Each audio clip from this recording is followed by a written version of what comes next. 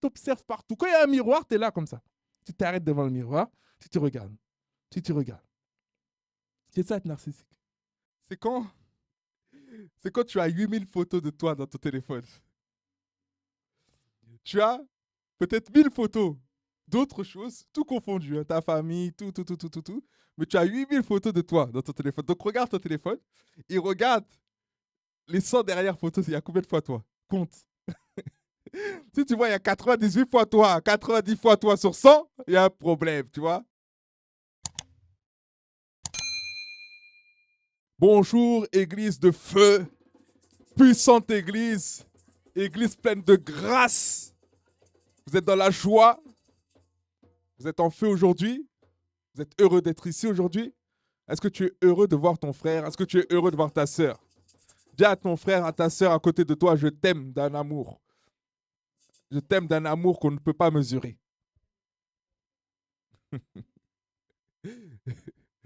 Donc, on va commencer une série d'enseignements qui s'intitule Les ennemis de l'unité. Les ennemis de l'unité.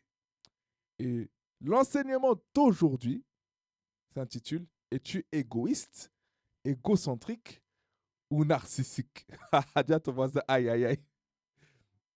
Es-tu égoïste, égocentrique ou narcissique? Et dans ce premier enseignement, nous allons voir ces trois traits de caractère qui nous empêchent très fortement de marcher dans l'unité. Nous allons également voir pourquoi ces traits de caractère sont dangereux pour l'accomplissement de notre destinée. Dès lors que nous donnons notre vie à Christ, nous sommes de nouvelles créatures, comme je le dis à chaque fois en 2 Corinthiens chapitre 5, verset 17. Si quelqu'un est en Christ, il est une nouvelle créature. Les choses anciennes sont passées. Voici, toutes choses sont devenues nouvelles. C'est-à-dire que tu dois changer. Amen. Dis à ton voisin, tu dois changer. La Bible nous dit en 1 Corinthiens chapitre 12, verset 27, vous êtes le corps de Christ et vous êtes ses membres, chacun pour sa part. Si nous sommes un corps, un même corps, nous devons également prendre soin des frères et des sœurs qui sont auprès de nous. Amen. L'ennemi veut toujours nous empêcher de faire ce que nous avons à faire en causant du trouble. Et il le fait comment? En causant des divisions au sein de l'Église. Amen. Son rôle dans l'Église, c'est de détruire, diviser le corps de Christ. Et on va voir les 3 points que je vous ai énumérés tout à l'heure dans le titre, mais plus particulièrement un point que le diable utilise beaucoup et que le monde, en fait, le monde nous mentalise à être comme ça de plus en plus, c'est l'égoïsme. Le point numéro 1, l'égoïsme. Le fléau numéro 1, l'égoïsme. Et on va ouvrir la Bible en Marc chapitre 12, verset 31. Marc chapitre 12, verset 31. Voici le second. Tu aimeras ton prochain comme toi-même. Il n'y a pas d'autre commandement plus grand que cela. Donc nous avons un commandement qui est plus grand, qui est le plus grand des commandements, c'est aimer son prochain comme soi-même. Amen. Donc tu dois aimer les autres, tu dois prendre soin des autres. Tu ne peux pas être le genre de personne qui laisse sans arrêt ses enfants seuls à la maison pour aller vadrouiller.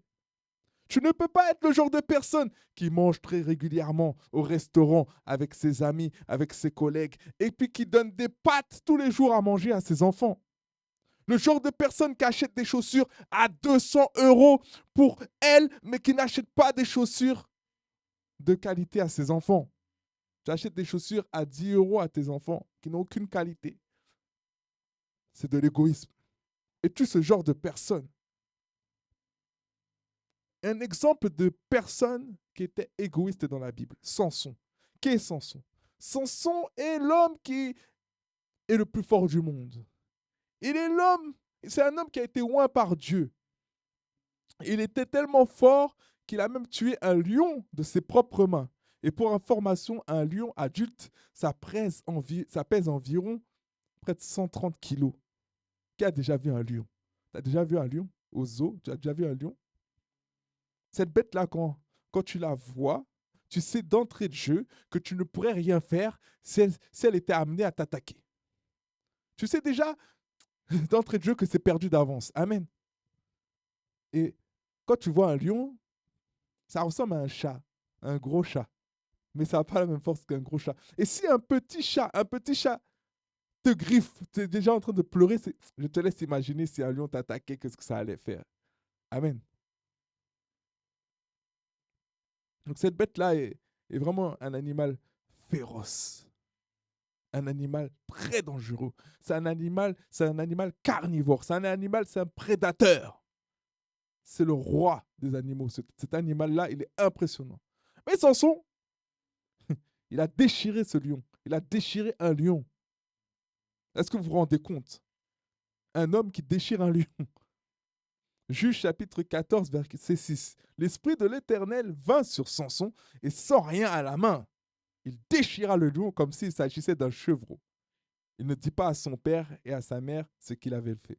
Aïe, aïe, aïe, aïe. C'est la parole de Dieu. C'est écrit dans la Bible. Autre chose que Samson a fait. Donc il était très fort, Samson. Samson, à lui tout seul, avec une simple mâchoire d'âne, il avait tué près de 1000 hommes. Je vous laisse imaginer. Juge chapitre 15, verset 14.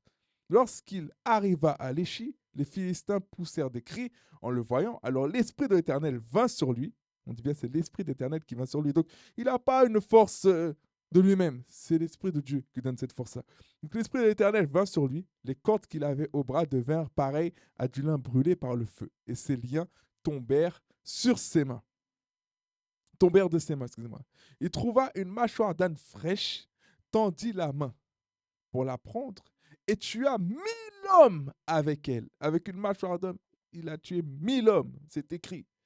Samson dit alors, avec une mâchoire d'homme, j'ai fait un tas, 2 tas, avec une mâchoire d'homme, j'ai tué 1000 hommes.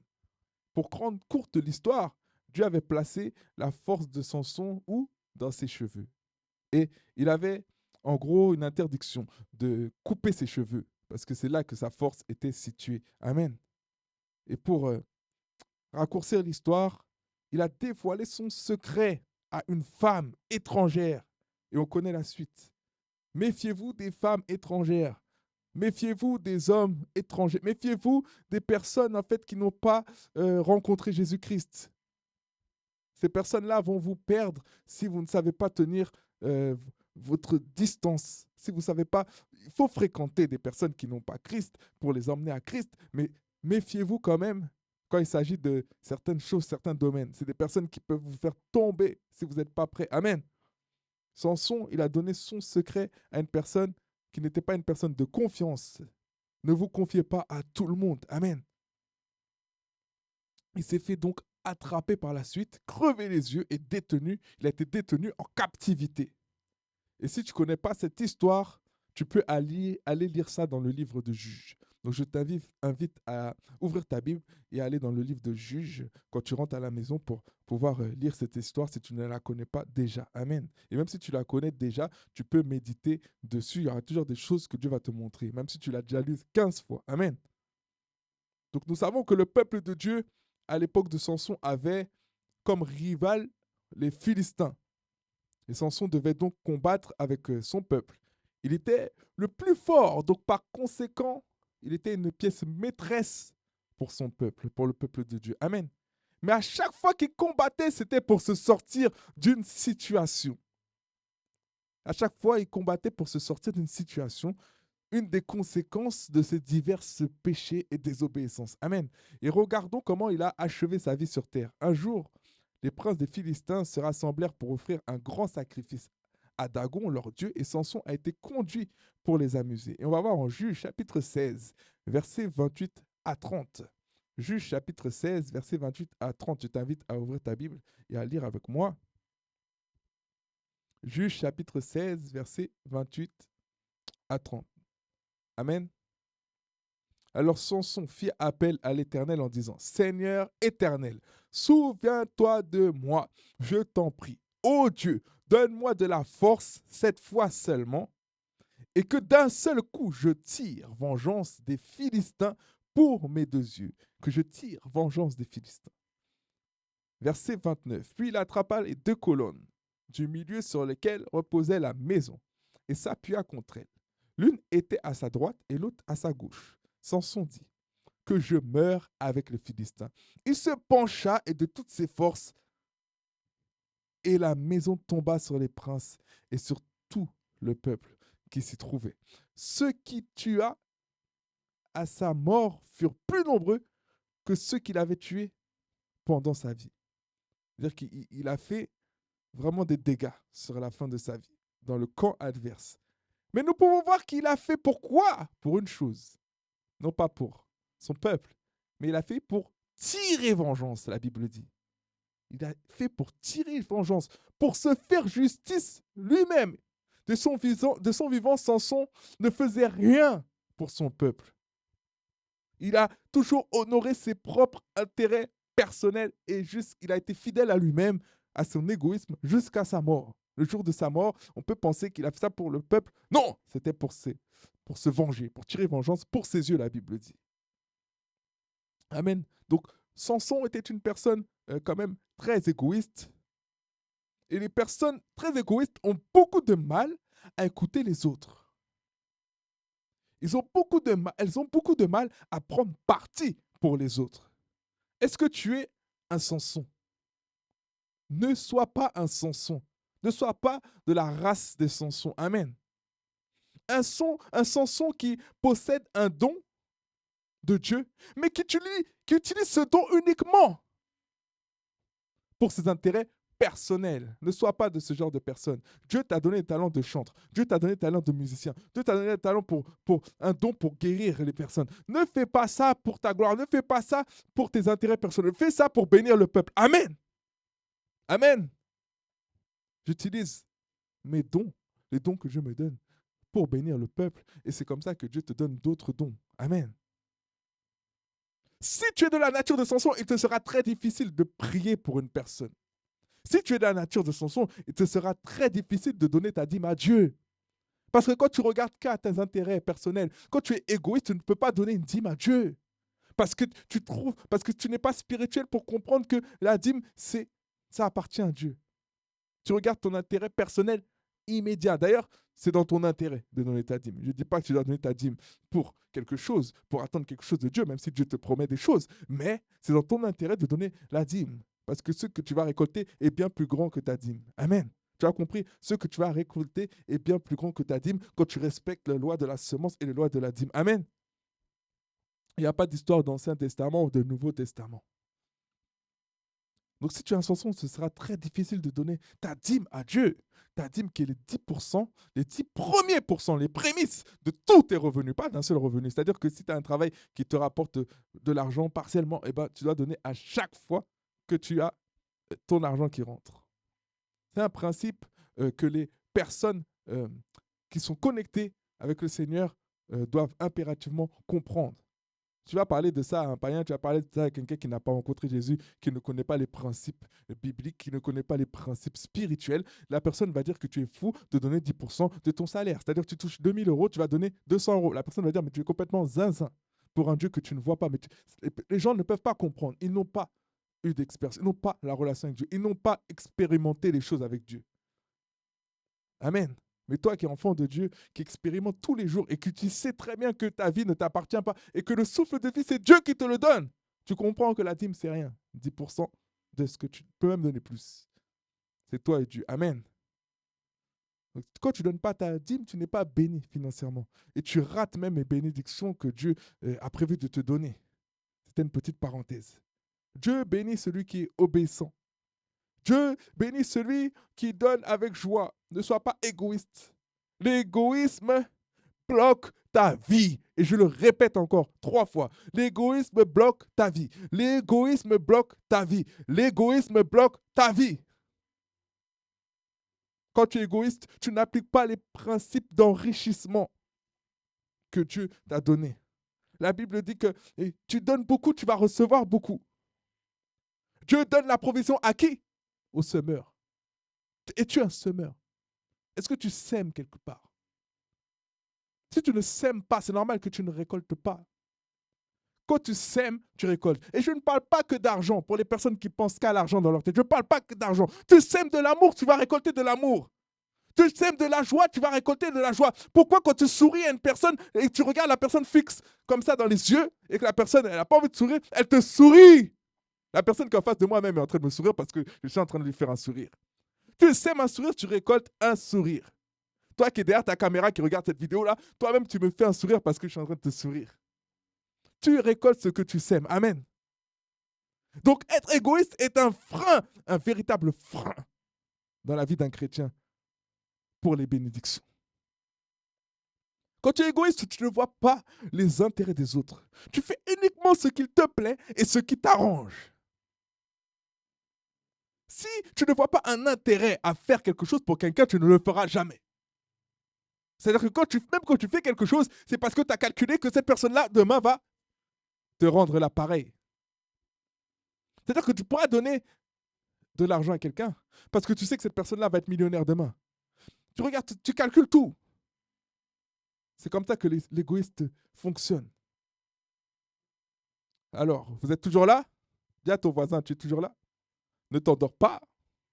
Il faut que tes oreilles soient bien ouvertes pour que tu puisses entendre la suite de cet enseignement. Et le fléau numéro 2, mon point numéro 2, c'est l'égocentrisme. L'égocentrisme. Quelle est la différence entre l'égoïsme et l'égocentrisme? Ces deux termes sont souvent confondus parce qu'en vrai, ça ressemble un peu à la même chose. On penserait que c'est la même chose, mais ce n'est pas la même chose. C'est vrai que les égoïstes et les égocentriques ont des points communs. Mais ils se différencient sur un point particulièrement.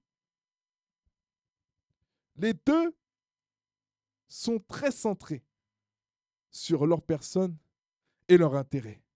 Mais il y a un trait de personnalité qui les distingue. Contrairement à l'égocentrique, l'égoïste n'a pas besoin de sentir le regard et l'intention des autres sur lui pour exister. C'est-à-dire que la personne égocentrique a besoin absolument de se sentir en fait valorisée par les autres. Amen. Quels sont les signes? C'est quoi les signes que vous êtes égocentrique ou non? L'égocentrique monopolise toujours la conversation. Il n'écoute pas les autres. Il faut que la conversation soit concentrée, soit centrée sur elle. Quand on lui parle de quelque chose qui ne tourne pas autour d'elle, il n'y a pas d'intérêt à continuer cette discussion. Par contre, quand tu parles de quelque chose la concernant, cette personne-là n'est pas frustrée. Cette personne-là est là, est concentrée, elle écoute, parce que ça la concerne. Mais que ça ne la concerne pas, elle ne parle pas. Elle va abréger la discussion ou elle va ramener la discussion à elle-même. Amen. La personne égocentrique n'écoute pas la voix de Dieu. Parce que Dieu n'est pas égocentrique, au contraire. Il est porté sur l'intérêt du plus grand nombre. Il est porté sur l'intérêt des autres. Quand Dieu te demande de donner, si tu es égoïste, tu vas fermer tes oreilles. Si tu es égocentrique, tu ne vas pas vouloir. Parce que ça ne t'arrange pas. L'égocentrique commence souvent ses phrases par moi, je, j'ai, mon, ma, mais. Et quand toi tu vas parler, si tu ne dis pas ton tatet, la personne ne t'écoute pas. Si toi-même tu parles mon, ma, mais, la personne ne va pas t'écouter. La personne va être désintéressée par la conversation. Elle va quitter la conversation parce que tu es en train de parler de toi et pas d'elle. Amen. L'égocentrique ne s'intéresse pas aux autres, sauf pour savoir ce que les autres pensent d'elle. Amen. Ça veut dire qu'elle va entretenir des relations. Elle va entretenir des personnes dans son cercle. Uniquement pour avoir une oreille, pour savoir ce que les autres pensent d'elle. C'est ça, une personne égocentrique va agir comme ça. C'est-à-dire que je peux avoir Johnny, on va dire entre guillemets, comme ami, mais en vrai, j'ai Johnny comme ami juste parce que Johnny me rapporte ce que les autres disent de moi. La personne va toujours chercher à comprendre, à savoir si les gens parlent en bien ou en mal d'elle. Et ça peut même la rendre malade. C'est pour ça qu'il y a beaucoup de personnes qui sont égocentriques, qui vont pas bien dans leur tête. Elles n'ont pas de paix. Amen. Une personne égocentrique est jalouse du succès des autres. Étant donné qu'une personne qui réussit lui fait de l'ombre. C'est-à-dire que ta réussite lui fait de l'ombre. Donc, elle va te jalouser. Parce que quand tu es en train de réussir, tu es en même temps en train de briller. Et quand tu es en train de briller, tu attires les regards des autres. Non pas sur elle, mais sur toi. Donc, ça crée une jalousie. Amen. L'égocentrique est toujours en quête de compliments. Si tu ne complimentes pas une personne égocentrique, cette personne-là ne va pas rester près de vous. Elle est en quête de compliments. Elle a soif de compliments. C'est pas grave.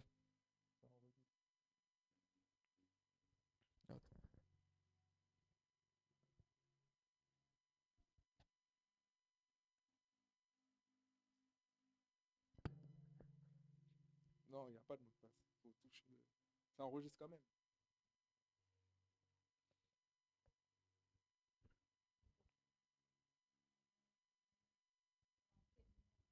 Mm. L'égocentrique est toujours en quête de compliments.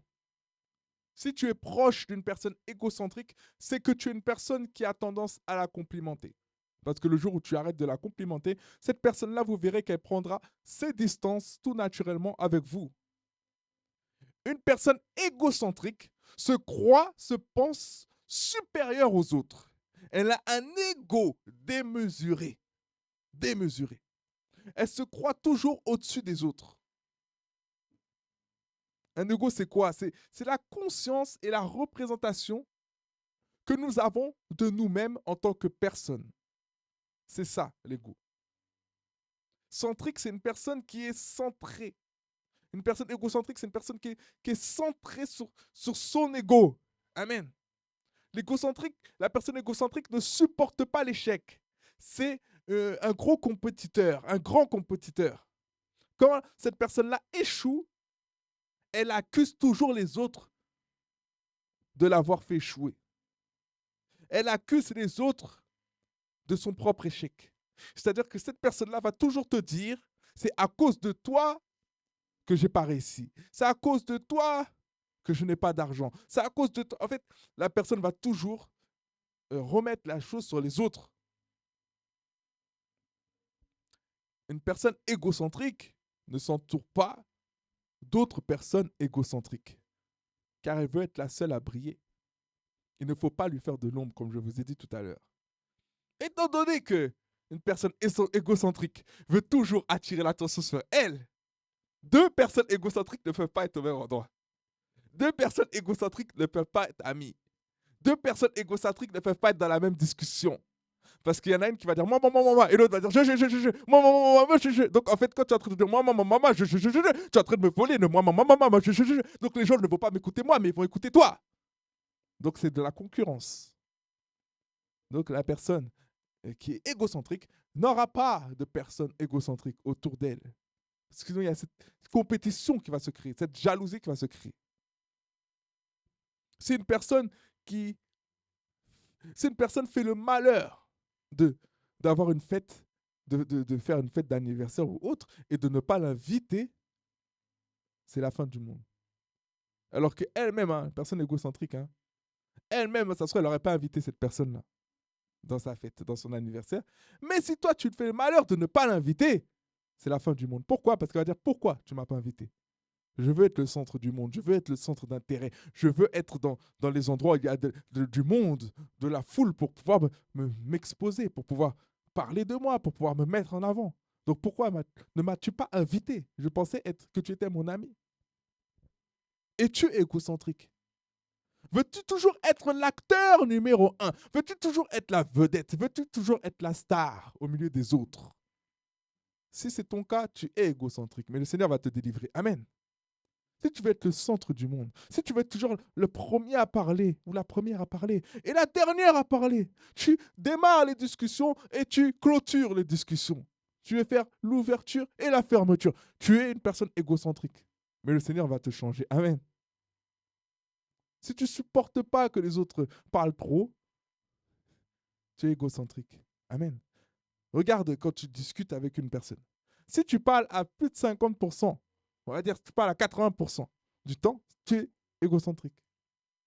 Et c'est le temps de faire une rétrospective sur ta vie afin que tu puisses être délivré de cela. Amen. Et c'est impossible. On pense que c'est impossible, mais c'est possible. Peut-être que tu es égocentrique par rapport à ta vie, en fait, par rapport à comment tes parents t'ont élevé, par rapport. Il y a plein de choses qui peuvent expliquer pourquoi tu es égocentrique. Et on va voir certaines choses tout à l'heure. Je n'ai pas entendu ton Amen. Est-ce que l'Église est vivante? Je sais que c'est pas un sujet. J'ai pas entendu d'amen depuis un bon moment. Je sais que c'est un sujet qui peut même fâcher, qui peut même piquer, qui peut même titiller, mais c'est pour notre bien. Amen. Et ça se trouve, tu n'es même pas égocentrique en plus. Et même si tu es égocentrique, le Seigneur va te changer. Amen. Et justement, pour pouvoir faire grandir une église, pour pouvoir justement faire avancer l'œuvre de Dieu, on doit se débarrasser de toute forme d'égocentrisme dans notre vie. Amen. Amen. Je ne vous entends pas. On doit se débarrasser de l'égocentrisme, oui ou non? Amen. Amen. Dis à ton voisin, nous sommes ensemble. Il refuse d'être égocentré. On va voir une personne égocentrique dans la Bible. Ouvrez votre Bible à Luc, chapitre 13 à 24. Luc, chapitre 23, excusez-moi, versets 13 à 24. Dis à ton voisin, où est ta Bible? Où est ta Bible? C'est bon, tu as sorti ta Bible, vous avez sorti votre Bible. Amen. Luc chapitre 23, versets 13 à 24. Pilate rassembla les chefs des prêtres, les magistrats et le peuple, et leur dit, vous m'avez amené cet homme sous prétexte qu'il excitait le peuple à la révolte. Or, je l'ai interrogé devant vous, et je n'ai trouvé coupable d'aucun acte dont vous l'accusez. En parlant de Jésus. Hérode non plus, puisqu'il nous l'a renvoyé. Ainsi, cet homme n'a rien fait qui soit digne de mort. Je vais donc le relâcher après l'avoir fouetté. Donc déjà, il n'a rien fait, il va se faire fouetter, Jésus. À chaque fête, il devait relâcher un prisonnier. C'était la coutume. Bon, je relis. À chaque fête, il devait relâcher un prisonnier. Ils s'écrièrent tous ensemble. Fais mourir celui-ci et relâche-nous Barabbas. Cet homme avait été mis en prison pour une émeute qui avait eu lieu dans la ville et pour un meurtre. Pilate leur parla de nouveau dans l'intention de relâcher Jésus. Mais ils criaient, crucifie-le, crucifie-le. Petite parenthèse. Il y a un homme qui est un bandit, qui a créé une émeute et qui a même tué. Et Jésus n'a rien fait. Et le peuple, petite parenthèse, hein, il y a pour coutume, en fait, à chaque fois de relâcher un criminel, quelqu'un qui doit être crucifié, de le relâcher. Et le peuple dit de crucifier Jésus qui n'a rien fait. On voit déjà le déchaînement diabolique, le déchaînement de haine, en fait, qu'il y avait dans les gens, en fait. C'est une petite parenthèse. Parce que c'est pas logique. Il y a des fois des actions que, voilà, on comprend pas pourquoi les gens font du mal, parfois. On se dit, mais je ne comprends pas. Mais qui est le père de ces personnes-là? La Bible dit que le Dieu de ce siècle-là, c'est le diable. Depuis qu'Adam a donné sa position au diable. Donc, des fois, il y a des gens qui vont te faire du mal. Tu ne vas pas comprendre. C'est parce que c'est le diable qui est derrière ça. Amen. C'est une petite parenthèse. Verset 22. Pour la troisième fois, Pilate leur dit, quel mal a-t-il fait? Je n'ai rien trouvé en lui qui mérite la mort. Je vais donc le relâcher après l'avoir fait fouetter. En gros, je vais quand même le faire fouetter, mais je vais le relâcher. Parce qu'il n'a rien fait, en fait, qui mérite d'être tué. Mais on va quand même le fouetter. Cependant, ils insistaient à grands cris, demandant qu'il soit crucifié. Et leurs cris l'emportèrent avec ceux des chefs des prêtres. C'est-à-dire qu'il y en a qui ne voulaient pas. Mais il y avait beaucoup plus de cris, en fait, pour qu'il puisse être tué, Jésus. Donc, on peut voir encore, comme je dis, une déferlante de haine venant des gens, alors que Jésus ne leur a rien fait. Jésus est venu pour guérir. Il a guéri beaucoup d'entre eux. Il y a beaucoup d'entre eux, même, ça se trouve, qui ont des personnes de leur famille, des proches d'eux, qui ont été guéris par Jésus. Mais ça ne les empêche pas de dire crucifiez-le. Et donc, ils ont la guérison devant eux. Ils ont les miracles devant eux. Mais ils préfèrent ne plus avoir ce privilège-là pour la méchanceté. Choisir de marcher dans la méchanceté. Donc, verset 24. Pilate décida de leur accorder ce qu'ils demandaient. Il a préféré faire tuer un innocent pour garder son image intacte plutôt que de faire libérer Jésus-Christ. Plutôt que de faire libérer Jésus-Christ pour son image. L'égocentrique ne supporte pas que son image soit ternie, contrairement à une personne qui est simplement égoïste. Voici la différence, voici la subtilité. Personne égoïste pense à son intérêt, elle s'en fiche de ce que tu penses d'elle. Mais une personne égocentrique, elle prend soin en fait d'avoir une bonne image vis-à-vis des autres, parce que son image est très importante pour elle. Amen. Voyons maintenant quelles sont les conséquences de l'égocentrisme dans la vie. Numéro 1, quand tu es égocentrique, tu te retrouves toujours seul. Les personnes te fuiront petit à petit car tu ne vas rien leur apporter. Ils te laisseront en compagnie de ton ombre. Tu vas être seul. Tu vas finir seul. Tu vas être avec ton ombre. Et même ton ombre va te fuir. Amen.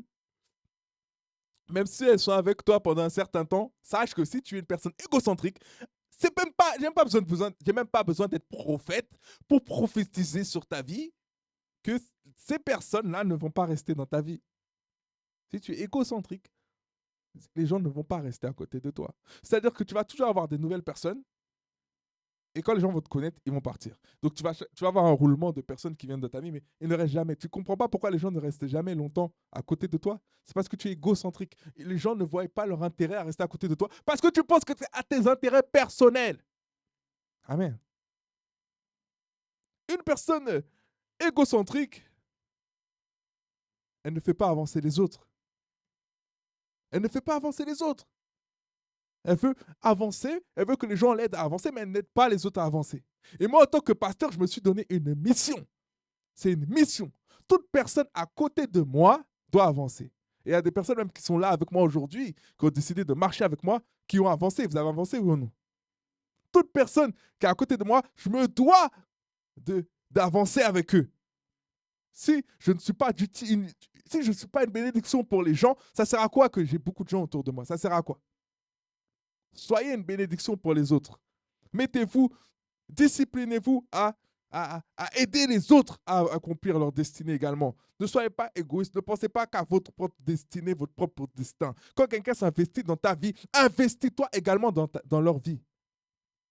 Il y a des personnes pour qui, des fois, je me suis investi dans leur vie et en retour, ils se sont investis dans ma vie. Mais je ne m'arrête pas là. Je veux me réinvestir dans leur vie. Amen. C'est comme ça la vie chrétienne. Et tant que la personne n'est pas arrivée là où elle voudrait arriver, ou plutôt là où Dieu veut l'emmener, et ben moi, je m'investirai dans la vie de la personne. Amen. C'est une mission que je me suis donnée. Amen. Mon but en tant que pasteur et leader est de aider les autres à accomplir leur destinée. Je ne peux pas être un pasteur qui est là en train de prêcher, qui est là en train d'enseigner, qui est là en train de parler, en train d'exhorter, en train d'ouvrir ma bouche sur une chair, sans qu'il y ait du fruit dans la vie des gens. Ça veut dire que je ne suis pas en train de faire ce que Dieu me demande de faire. Parce que si je fais ce que Dieu me demande de faire, il y aura forcément du fruit, il y aura forcément des résultats palpables, tangibles dans la vie des gens. Parce que notre Dieu, c'est un Dieu de multiplication. Notre Dieu ne peut pas se présenter à nous sans que notre vie puisse avoir une évolution, une croissance.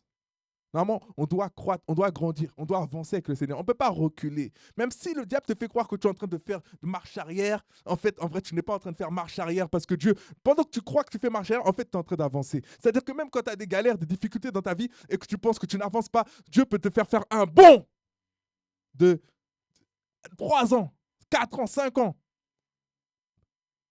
Ne te fie pas à tes impressions. Des fois, tu penses que tu recules, mais moi, je suis en face de toi, je vois que tu as avancé dans la vie. Amen. Et Dieu ne veut pas que tu recule. Dieu veut que tu avances.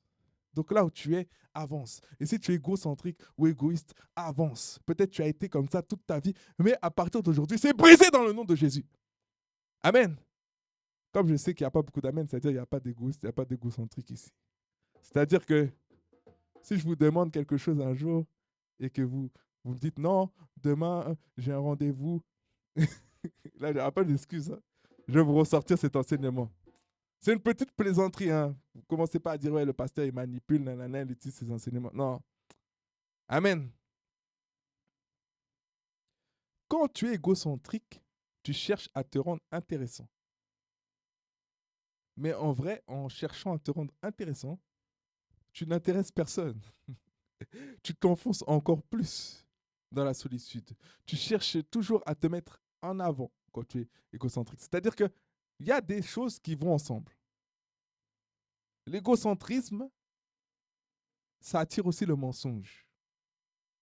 Quand une personne n'a rien à raconter ou n'a plus rien à raconter et qu'elle voit que la conversation commence à être portée sur quelqu'un d'autre, la personne va commencer à mentir pour ramener l'attention sur elle.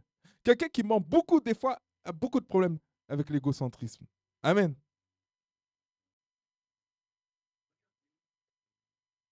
Alors Cyril, il a répondu.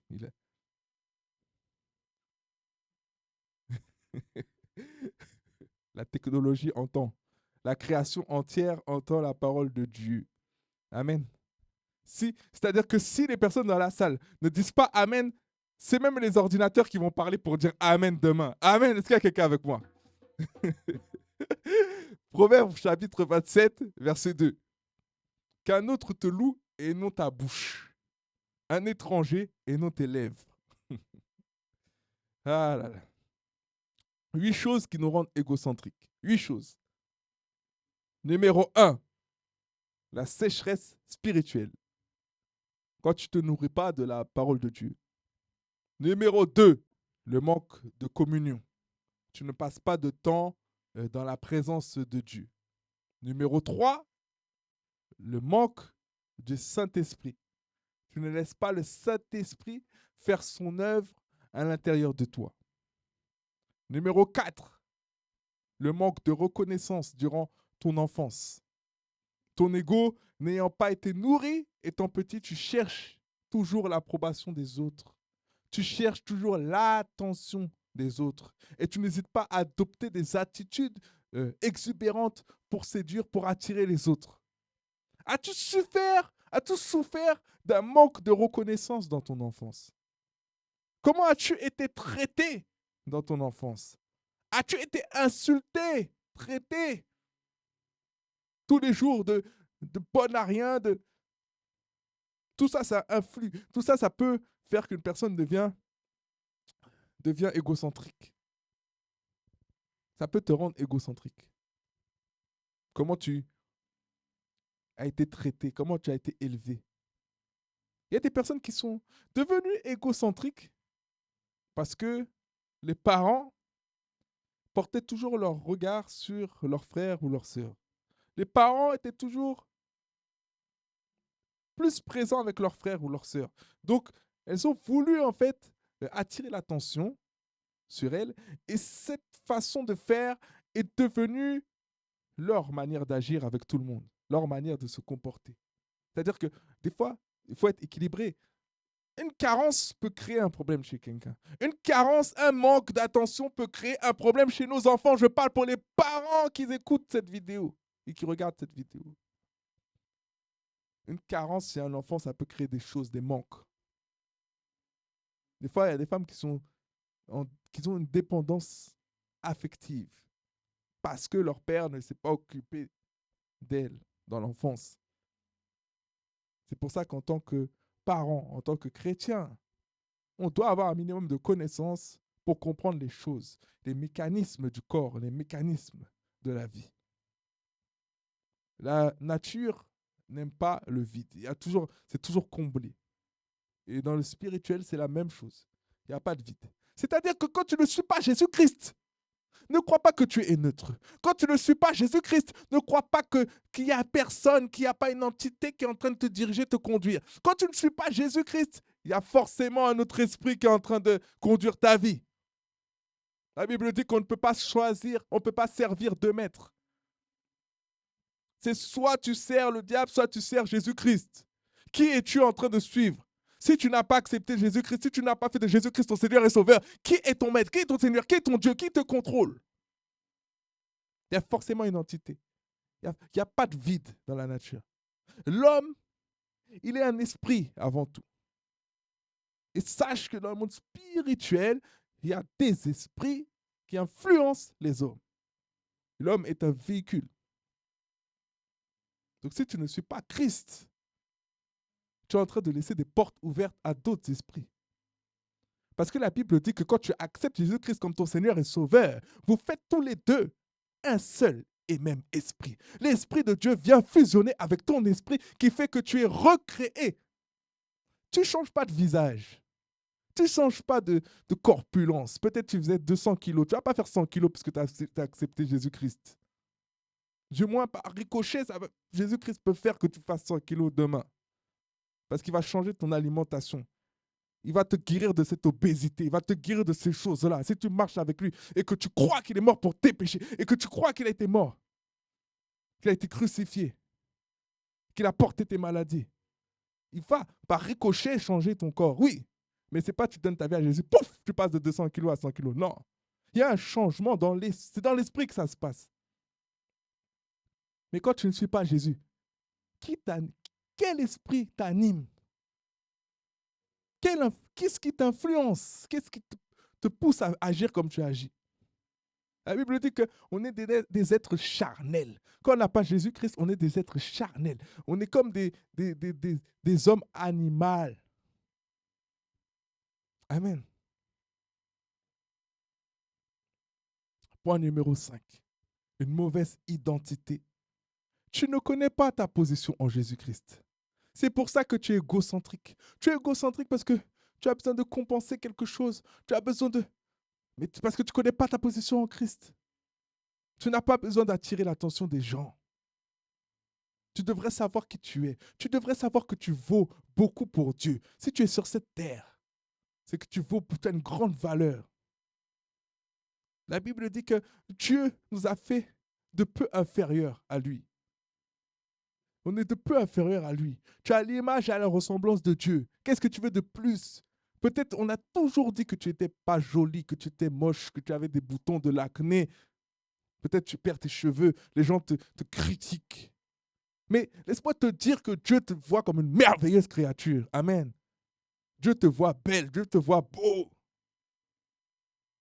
Ne laisse pas les complexes te détruire ton âme. Ne laisse pas les complexes faire rentrer l'égocentrisme. Ne laisse pas les complexes faire rentrer des mauvaises choses en toi.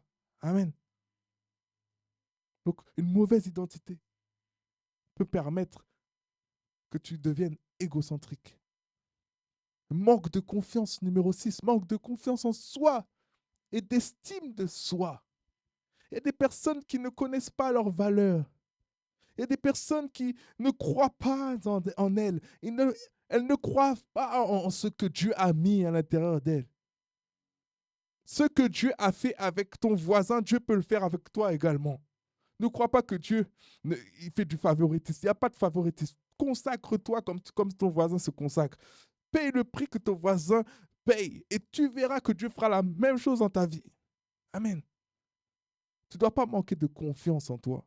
Tu ne dois pas te sous-estimer. Il y a des personnes qui manquent de confiance en elles, qui se sous-estiment parce qu'elles sont sous-estimées par les autres. Ce n'est pas parce que la personne qui est à côté de toi ou qui t'a élevé te sous-estime que ça veut dire que tu es ce que la personne dit que tu es. Tu n'es pas ce que la personne dit que tu es. Tu es ce que Dieu dit que tu es. Et Dieu dit que tu es une merveilleuse créature. Amen. Béni d'autant plus. Numéro 7, la peur d'être abandonné. La peur d'être abandonné. Qu'est-ce que tu essaies de camoufler? As-tu peur de te retrouver seul? Tu as été abandonné dans ton enfance. Tes parents ne te calculaient pas, comme je disais tout à l'heure. Ils ne te calculaient pas, ils ne te donnaient pas l'affection. que tu avais besoin d'avoir. Et ça fait que tu as commencé à être égocentrique, à vouloir attirer l'attention des autres, à vouloir toujours parler de toi, moi. Et quand tu vois quelqu'un qui vole cette vedette, ça te rappelle quand on était en train de parler tout le temps à ton frère, mais jamais avec toi. Et ça, c'est quelque chose qui est à l'intérieur de toi, que tu ne savais même pas. Et là, aujourd'hui, le Seigneur met ça en lumière et te fait comprendre pourquoi tu es comme ça. Peut-être on t'avait déjà dit que tu étais égocentrique ou égoïste. Mais aujourd'hui, tu dois être libéré de ça. Amen. Reçois ta délivrance, ta guérison dans le nom de Jésus.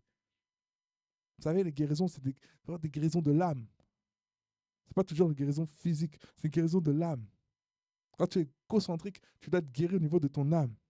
Parce que l'âme, c'est l'intellect, c'est le caractère d'un être humain. Et c'est là, en fait, justement, qu'il y a ces choses-là, l'égocentrisme. Amen. Le manque d'amour. Tu ne te soucies pas des autres. Tu veux toute l'attention pour toi. Parce que tu manques d'amour. Tu veux voler l'amour qui est dû aux autres. Tu manques d'amour. Tu manques d'amour. Peut-être qu'on ne t'a pas assez aimé dans ta vie. On ne t'a pas assez dit je t'aime dans ta vie. Donc tu cherches l'amour des gens. Tu cherches, tu penses que voilà, le fait d'être comme ça, mais en fait, ça fait que les gens vont t'aimer plus. Tu as soif de reconnaissance. Tu as soif d'amour. Ça te rend égocentrique. Mais dans le nom de Jésus, je déclare et décrète que le Seigneur te donne l'amour dont tu as besoin. Et puis je comprends, des fois il faut pouvoir comprendre les gens. On a tendance à juger les gens trop vite, mais on ne comprend pas, on ne cherche pas à comprendre la racine de leurs problèmes. Les personnes ne se sont pas faites comme ça. Les personnes ne sont pas devenues ce qu'elles sont comme ça.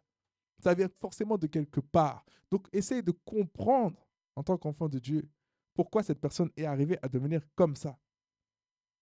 Et on a la réponse. Parfois c'est le manque d'amour. Tu sais, tu ne peux pas donner quelque chose que tu n'as pas reçu.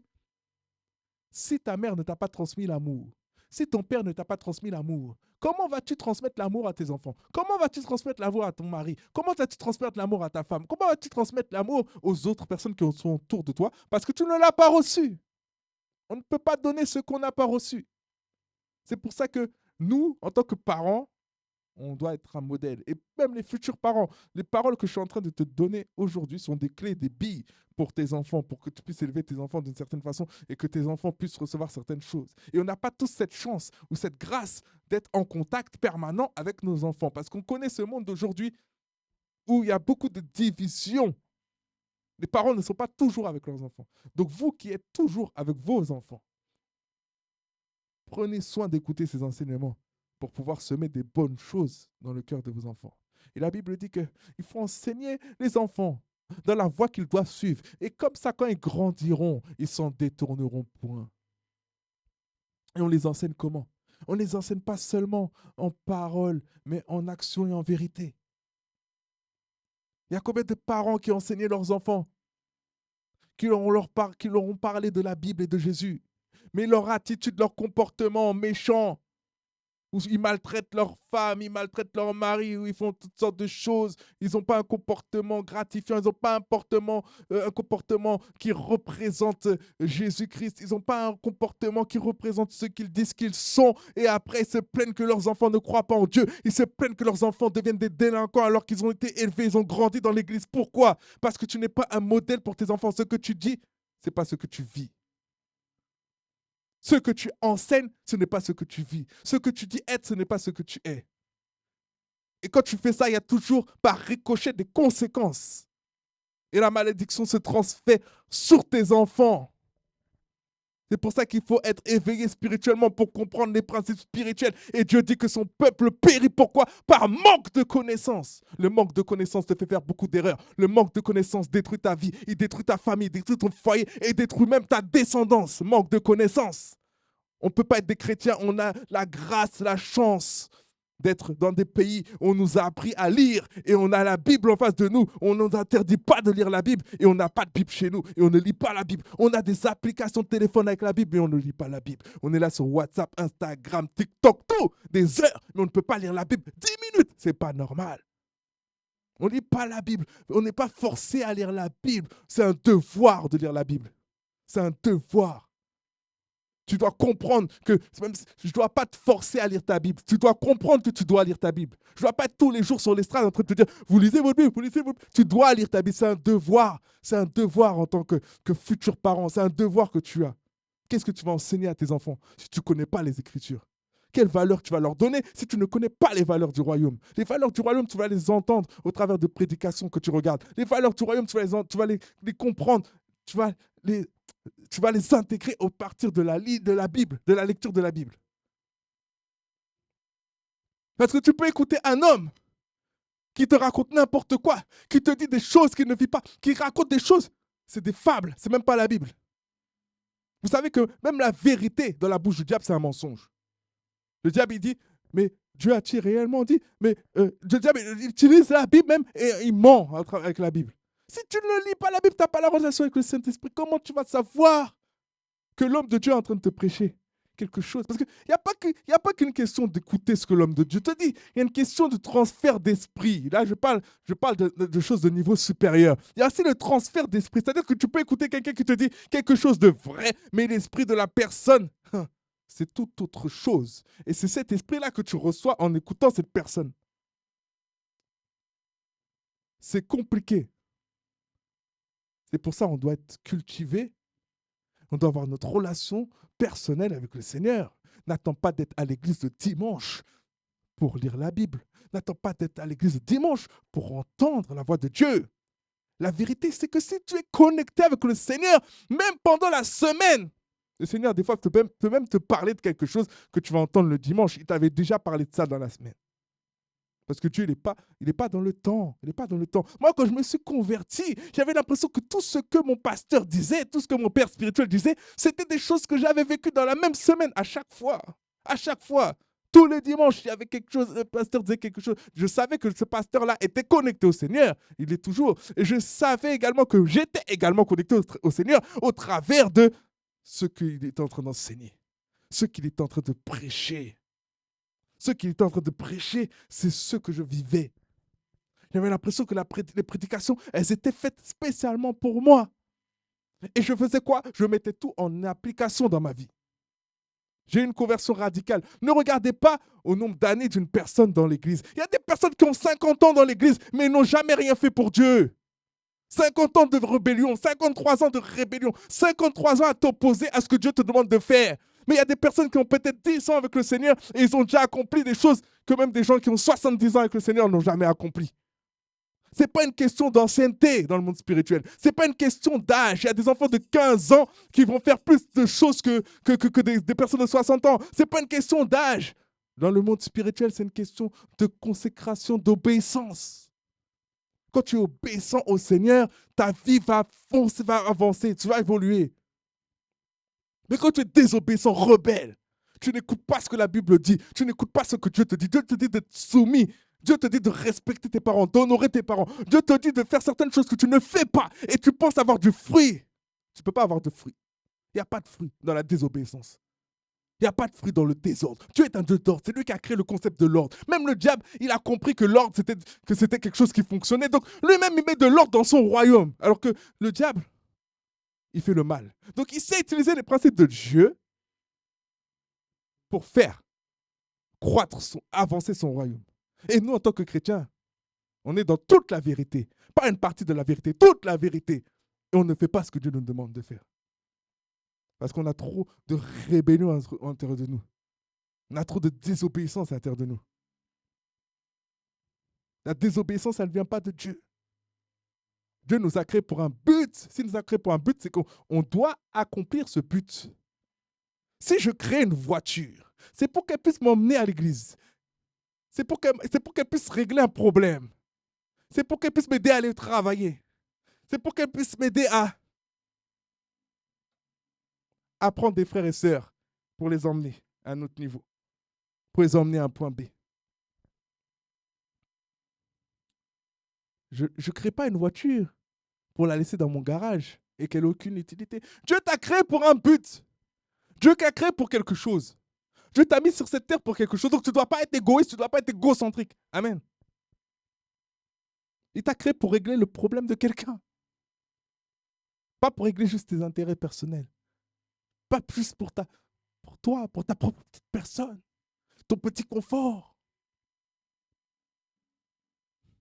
Il y a des personnes qui n'ont rien à faire des autres. C'est-à-dire que tu as un grec entier. Et ton enfant n'a même pas mangé. Tu vas manger tout ton grec. Et tu ne vas pas donner à ton enfant. Tu es égoïste. Je parle d'un grec, mais je pourrais te donner beaucoup d'exemples. Tu es égoïste. Tu es égoïste. Tu es égoïste. Dieu est contre l'égoïsme. Dieu est contre l'égocentrisme. Amen. Mais sache une chose. Sache une chose. C'est que tu es là pour changer. Tu es au bon endroit, au bon moment, avec les bonnes personnes. Et si tu es assis dans ton canapé ou je ne sais pas où en train de regarder cette vidéo, regarde jusqu'au bout. Parce que c'est Dieu qui permet que tu puisses voir et entendre ce que tu es en train d'entendre. Réécoute même ce message. Ça va te faire du bien. Dieu va te transformer. Dieu va te changer. Et Dieu t'aime, malgré ton égocentrisme, malgré ton égoïsme. Dieu t'aime. La volonté de Dieu, elle est bonne, agréable et parfaite. Dieu veut te changer. Dieu ne veut pas que tu restes dans cette situation comme tu es. C'est pour ça qu'il donne ce genre de message à ses enfants pour que tu puisses entendre. Si Dieu ne t'aimait pas, Dieu ne te parlerait pas, tu ne serais pas en train d'écouter ça. Dieu t'aime et Dieu veut te changer. Amen. Numéro 3, fléau numéro 3, narcissisme. C'est quoi être narcissique? Je vais détendre un petit peu l'atmosphère parce que je vous sens tendu. Le message, je vais détendre un petit peu l'atmosphère. Bon, c'est quoi le narcissisme? Pour faire simple, le narcissisme, c'est comme une forme, je dis bien une forme d'égocentrisme évolué, où vous êtes littéralement votre propre Dieu. Vous êtes votre propre Dieu. C'est un niveau démesuré d'amour de soi-même. C'est ça, narcissisme. Vous savez, bon, je n'ai pas besoin de ça en fait. Vous savez, le narcissisme, c'est quoi? Pour faire simple, on va parler avec l'air du temps. Est-ce que vous pouvez me passer mon téléphone là-bas, s'il vous plaît? Je vais venir le prendre. Merci.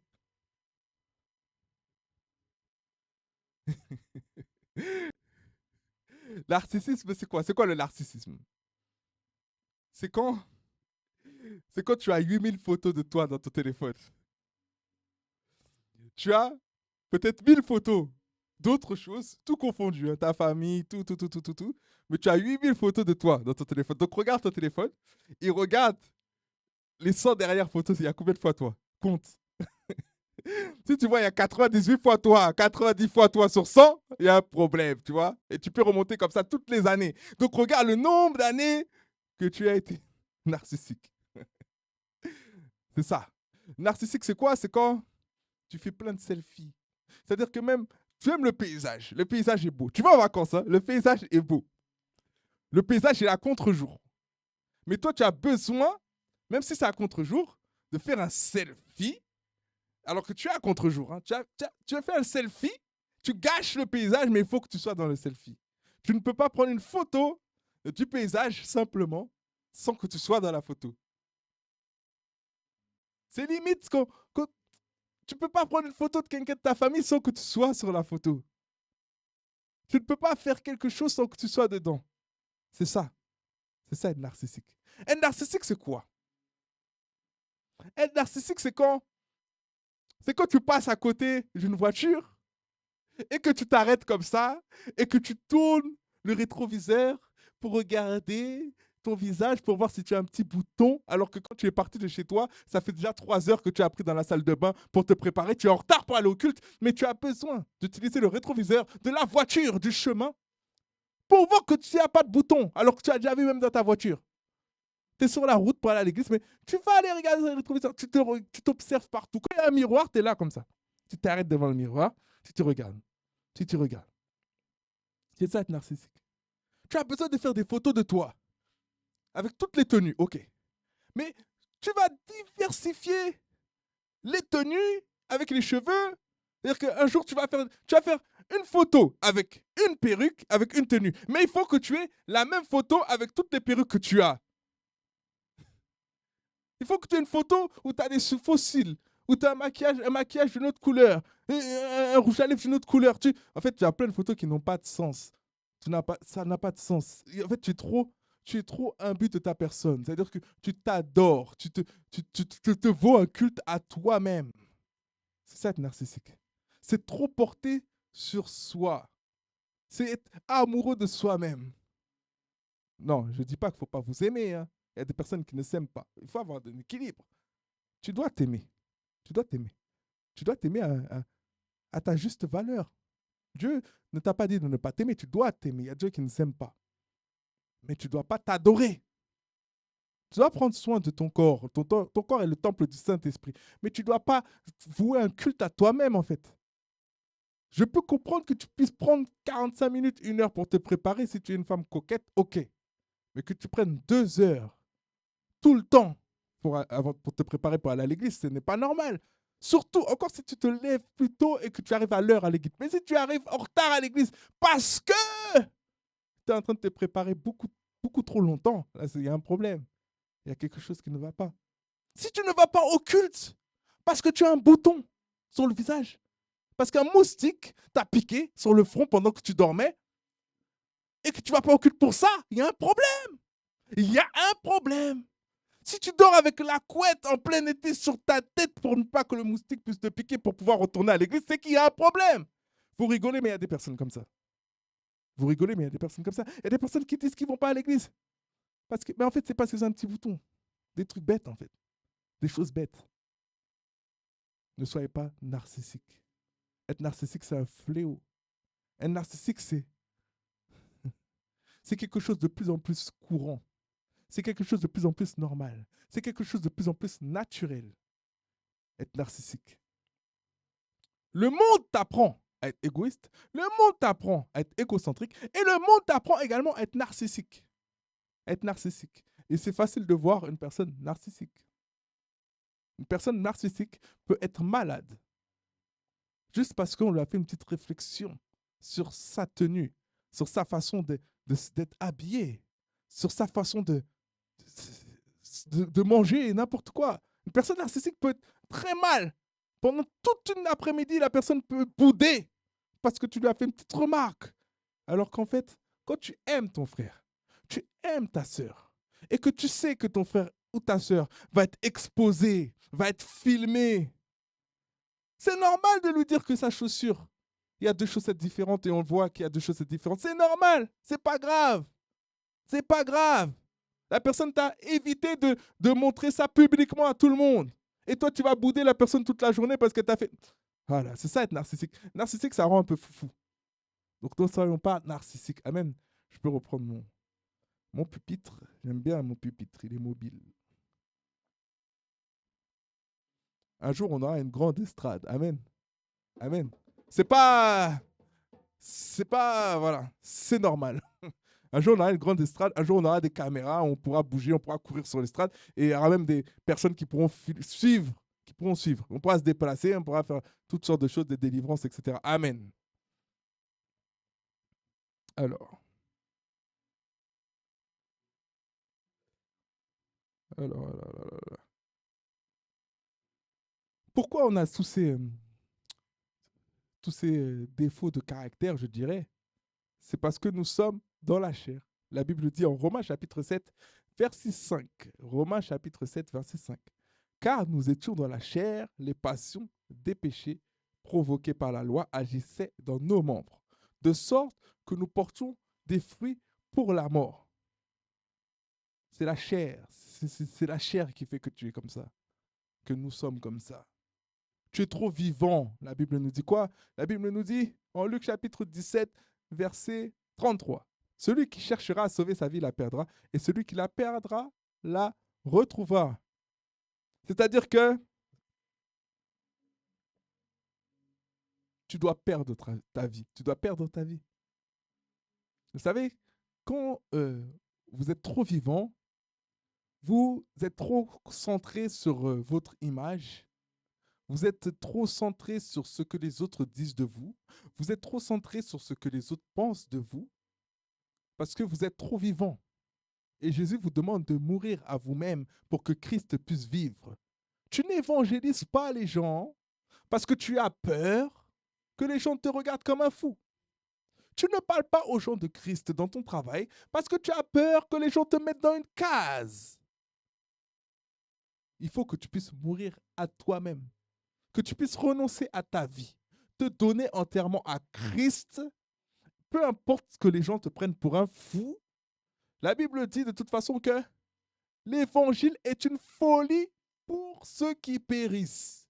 C'est-à-dire que quand tu parles de Jésus-Christ, même les personnes là qui peuvent entendre là, ma voix là, qui ne sont pas Christ dans les alentours, dans ce bâtiment, peuvent me prendre pour un gars complètement fou, zinzin, taré. Et c'est normal. Si tu me prends pour un fou pendant que tu es en train d'écouter ce message dans cet immeuble, c'est que tu n'es pas sauvé. Parce que la Bible dit que l'évangile est une folie pour ceux qui périssent. Le parler en langue, c'est une folie pour ceux qui périssent. Tu rentres dans une église qui est en train de parler en langue. Ils ne savent pas ce qui est en train de se passer dans le monde spirituel quand tu es en train de faire ça parce qu'ils ne comprennent pas. Mais on va te prendre pour un fou.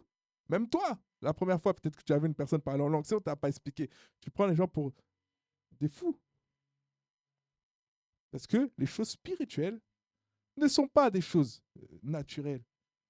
Quand tu pries pour quelqu'un, pour que sa jambe repousse, et que la jambe de la personne repousse, ce n'est pas logique. Il n'y a aucun sens. Quand je suis craché dans la terre, sur le sable, et qu'il fait aimer sur les yeux de l'aveugle, et que l'aveugle voit, ce n'est pas logique. Ça n'a pas de sens. Donc, des fois, il y a des choses que tu n'oses pas faire parce que tu es trop porté sur ton apparence, tu es trop porté sur ton image, tu es trop porté sur ce que les autres penseront de toi, tu es trop porté sur ce que les autres diront de toi.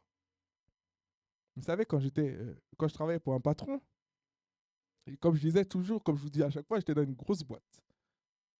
Et puis des fois, ça m'arrivait de parler de Jésus parce que les gens avaient besoin d'entendre parler de Jésus.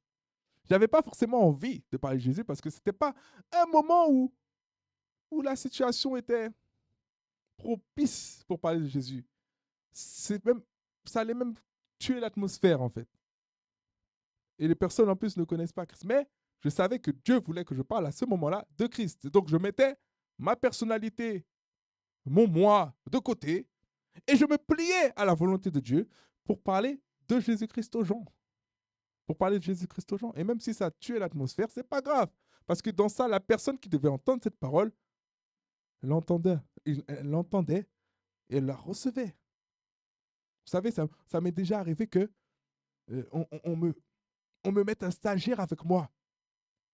Et que pendant que je suis avec ce stagiaire, je fais le travail avec le stagiaire, je lui apprends, je lui enseigne les choses et tout, et je lui parle de Jésus en même temps.